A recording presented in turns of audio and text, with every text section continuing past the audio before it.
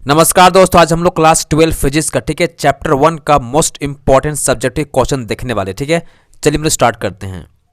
पहला क्वेश्चन देखिएगा, define the term electric dipole moment of a dipole, state it's SI unit.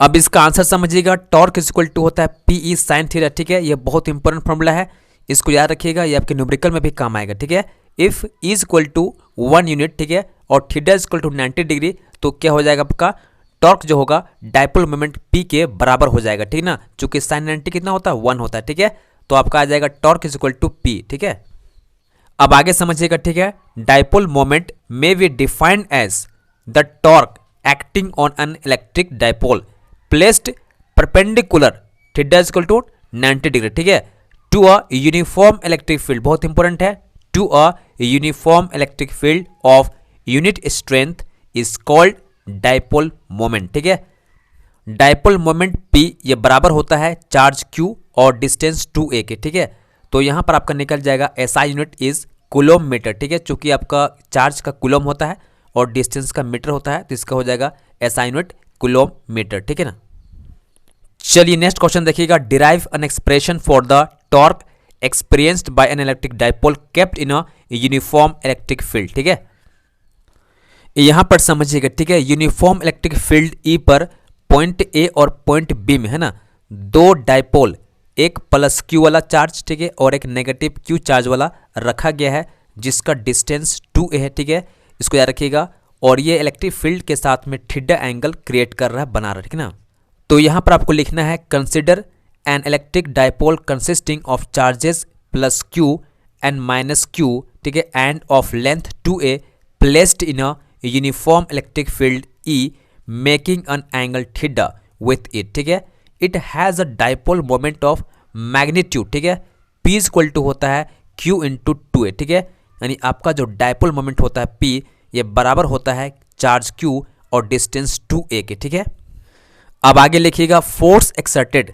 On charge plus Q by field F is equal to होगा QE। ठीक है, इसका direction क्या होगा, along E की तरफ होगा, यानी इलेक्ट्रिक फील्ड E की तरफ होगा। ठीक है, यहां पर देखिए फिगर में, ठीक है, आपको यहां पॉइंट B में जो डाइपोल रखा गया है प्लस चार्ज, ठीक है, उसका डायरेक्शन क्या होगा, एलोंग E की तरफ होगा। ठीक है, यानी इलेक्ट्रिक फील्ड E की तरफ होगा। ठीक है, और पॉइंट A पर जो रखा गया है डाइपोल, उसका डायरेक्शन क्या होगा, opposite to electric field E की तरफ होगा। ठीक है ना, अब आगे लिखिएगा, force exerted on charge minus Q by field F is equal to होगा QE opposite to electric field E तरफ होगा। ठीक है ना, अब हम निकालेंगे F टोटल। ठीक है, तो इसका हो जाएगा प्लस QE माइनस QE। ठीक है, ये कैंसिल हो जाएगा, जीरो आ जाएगा। ठीक है ना, तो हम लिखेंगे यहां पर, hence the net translating force on a dipole in a uniform electric field is zero हो जाएगा। ठीक है, but the two equal and opposite force act at different points on the dipole, they form a couple which exert a torque.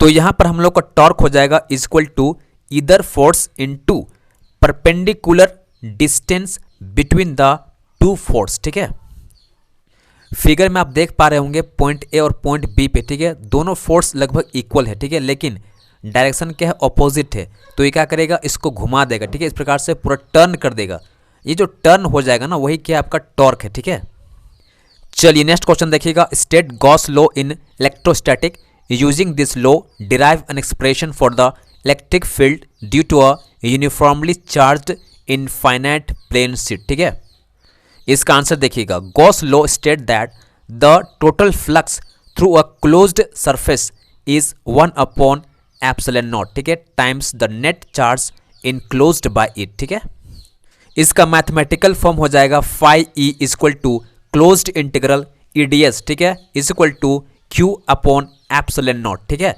Late sigma be the surface charge density, इसको बोलते हैं charge per unit area, ठीक है, of the given sheet, and let P be a point at distance R from the sheet where we have to find electric field E। ठीक है, यहां पर समझिए। ठीक है, ये जो आपका सिग्मा दिख रहा है ना, वही आपका क्या है, सरफेस चार्ज डेंसिटी। ठीक है, चार्ज पर यूनिट एरिया है ऑफ द गिवन शीट। ठीक है, और यहां पर देखिए पॉइंट P, ठीक है, जिसका डिस्टेंस शीट से आर है, ठीक है, और यहीं पर आपको निकालना है इलेक्ट्रिक फील्ड कितना होगा, ठीक है।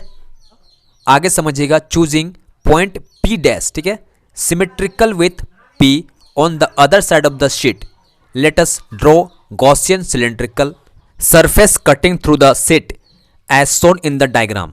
As at the cylindrical part of the Gaussian surface, electric field E and small area ds, ठीक है, are at a right angle. The only surface having electric field E and small area ds parallel are the plane ends. Therefore, phi E electric flux is equal to closed integral EDS plus closed integral EDS, ठीक है। इसको लिखेंगे हम लोग किसमें, magnitude में, ठीक है। तो इसका हो जाएगा एडीएस प्लस ईडीएस, ठीक है। और देखो यहाँ से हम क्या करेंगे, इसको इंटीग्रल कर रहे हैं तो इसका हो जाएगा ई, इसका हो जाएगा हम लोग डीएस का क्या बन जाएगा, पूरा एरिया का ए बन जाएगा, ठीक है, प्लस इसका भी क्या होगा हम लोग का ए बन जाएगा। इसको ऐड करेंगे तो क्या होगा हम लोग का 2EA बन जाएगा, ठीक है। यहाँ पर समझिएगा, ठीक है, गॉसियन सिलेंड्रिकल सरफेस के पॉइंट पी में जितना फ्लक्स होगा, ठीक है, जितना फ्लक्स बाहर निकलेगा उतना ही फ्लक्स पॉइंट पी डैश में भी बाहर निकलेगा, है ना।